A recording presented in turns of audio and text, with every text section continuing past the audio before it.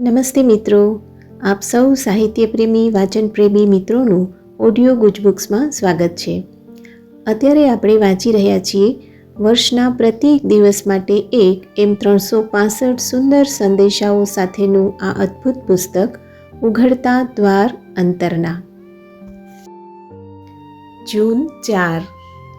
જીવન પ્રત્યેના તમારા દૃષ્ટિકોણ વિશે પૂરેપૂરા સંતુષ્ટ ન બની રહો. હંમેશા કોઈક નવી ઉત્તેજનાભરી બાબત વિશે જાણવા શીખવાનું હોય જ છે અને તમે બની રહેલી ઘટનાઓ પ્રત્યે ખુલ્લા અને સંવેદનશીલ હો તો જ એ કરવાની આશા રાખી શકો. જે અત્યંત નવું છે તે સમજવાનું હંમેશા સહેલું નથી હોતું.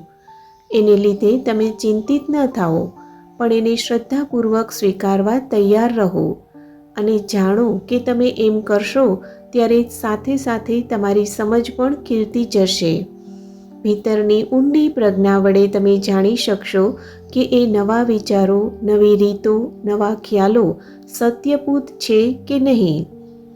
એના યોગ્ય હોવા વિશે તમે એવી ઊંડી લાગણી અનુભવી શકો તો પછી એ સત્યોને આત્મસાત થવા દો.